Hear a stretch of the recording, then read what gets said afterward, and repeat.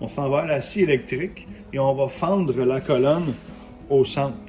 Donc, si on fend la colonne au centre, on va se retrouver à séparer notre longe en deux.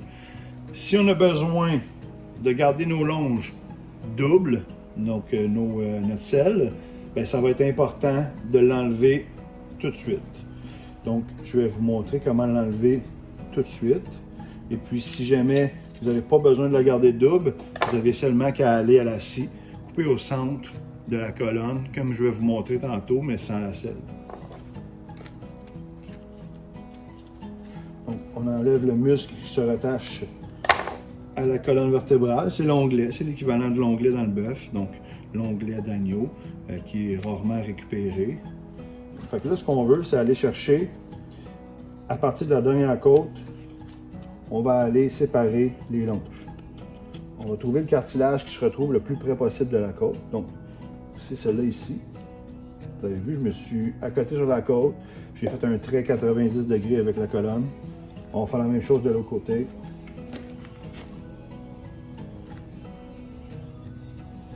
Donc, juste au bout, on a oublié de faire nos marques, comme j'ai ici. Fait qu'on va aller faire nos marques de l'autre côté. Comme ça. Je vais essayer de vous donner du visuel. Donc, mon muscle est là. Ça, c'est ma marque. Et puis là, on fait une ligne droite avec le reste de la marque là. On va aller faire nos marques entre les côtes.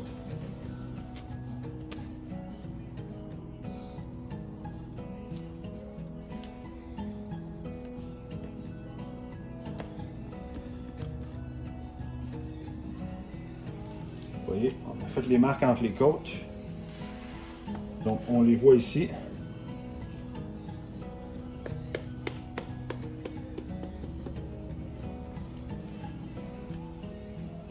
Fait que là, ce qui nous reste, c'est vraiment de dégager notre longe ici. Et là, ce qu'on veut, c'est couper le maximum de viande avec le couteau pour éviter de déchirer la viande. Donc, on a vraiment une belle coupe de notre longe d'un côté. De l'autre côté, on l'a fait aussi au couteau, donc on a une belle coupe aussi. Tout ce qui nous reste, c'est enlever les petits, vous voyez ici, là, les petites imperfections de la vertèbre. Et scier les carrés, je vais scier la longe et je vais scier aussi le cou. Quand je vais revenir, il va rester juste qu'à faire la préparation des morceaux. Et à la fin, totalement, mais là, on va enlever la colonne, les vertèbres de sur les carrés d'agneau, ainsi que les bouts de côte qui sont non nécessaires. Donc, on s'en va à la scie. Donc, après avoir été à la scie, ben, ce que j'ai fait, c'est que j'ai gratté un petit peu le cou pour enlever la sciure. On a paré un petit peu le cou aussi. Donc, enlever les traînées de sang, quand il y en a. Lui, il était très beau. Ensuite, j'ai aussi préparé les côtelettes. Donc, enlever la sciure et puis enlever du gras. Donc, ce qu'on veut, c'est une petite ligne de gras légère sur le côté. C'est tout. Voilà. Je vous montre comment je fais les carrés en gardant le flanc en entier. Donc, moi, je fais une incision tout le long du muscle ici, chez la hampe. Donc, on a la hampe externe qui dépassait, que j'ai déjà enlevé. Et on a la hampe interne qui est se retrouve à l'intérieur du flanc.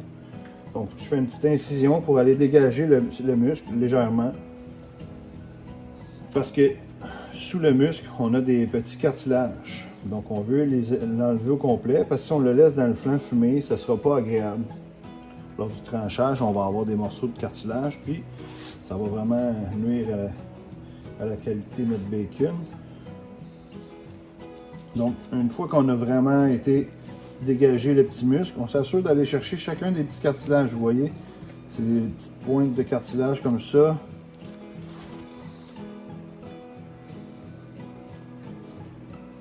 Donc, une fois qu'on a vraiment été chercher tous les petits cartilages, là, après ça, on peut longer les... Ici, on l'a déjà enlevé, donc on n'aura pas besoin d'aller jouer là. Mais ici, on va devoir aller jouer. Donc, ce qu'on fait, c'est qu'on dégage les petits cartilages. Une fois que c'est bien dégagé comme ça, on va s'assurer d'aller chercher la viande qui est entre chaque côte. Donc, on va aller faire une petite incision. Je vais essayer de le faire de façon à ce que vous voyez. Avec de chaque côté de la côte, on va faire une petite incision. Vous voyez comme ça. Je vais le faire de la vraie façon. Peut-être que je vais vous cacher un peu, mais c'est le même principe.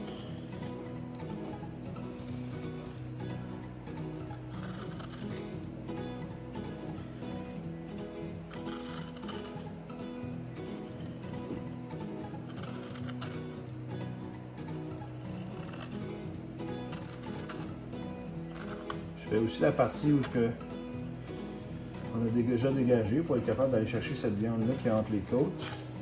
Une fois que ça c'est fait, donc on va aller dégager par l'autre côté.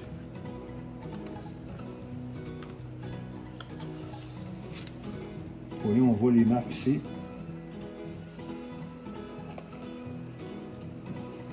Donc c'est une job un petit peu plus longue, mais ça nous permet de rentabiliser une pièce qui normalement ne l'est pas. Et puis, une fois que c'est parti, vous allez voir, on va être capable de dégager assez facilement la viande. Donc, on rentre nos doigts dans les parties qu'on a dégagées. Et puis là, on va venir tirer en s'aidant avec le couteau. Là, après ça, on est en mesure de tirer.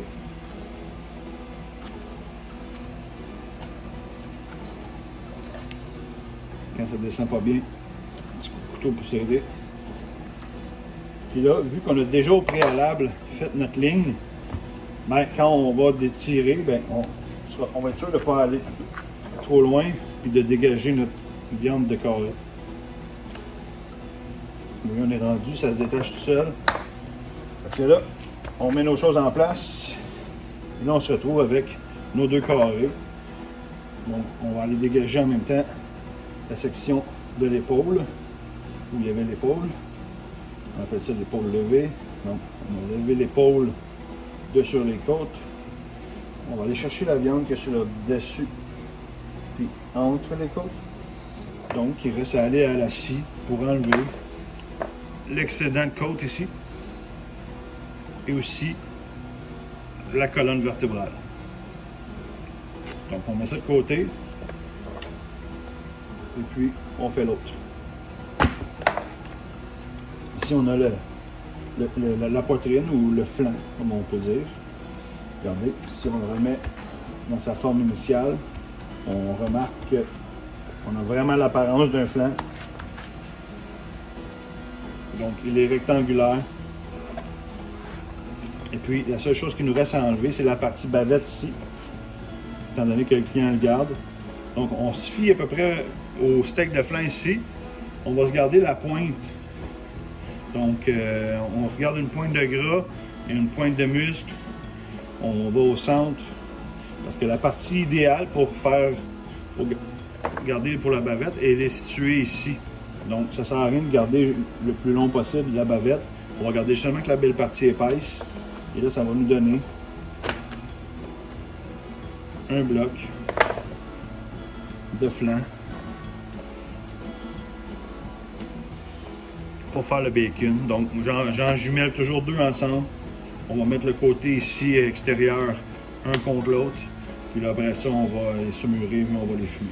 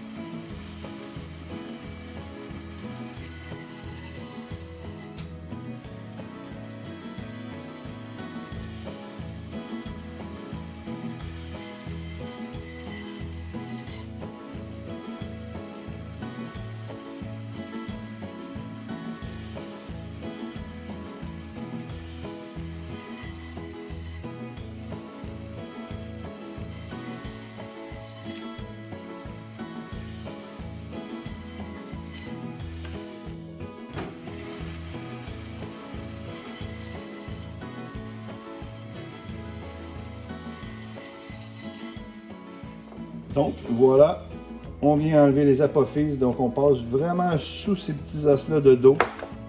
Dans le fond, vous voyez, c'est très mince. On vient vraiment juste enlever les apophyses en passant dessous. Jusqu'au dos. Comme ça. Puis là, on voit apparaître le tendon jaune que dans la colonne, donc dans le dos. Donc on va l'enlever aussi en même temps. On récupère ce qu'on peut de viande. Une partie vraiment belle. Donc on voit là, on a quand même une très belle viande.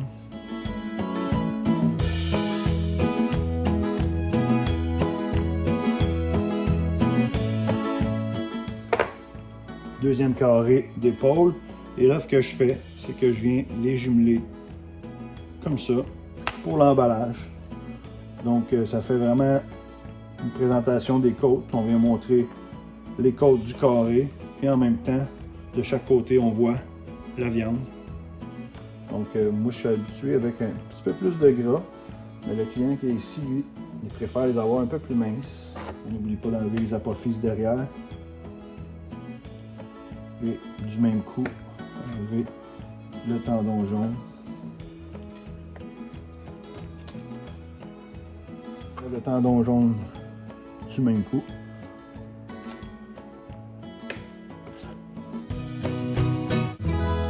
Alors, c'est ce qui conclut notre agneau entier.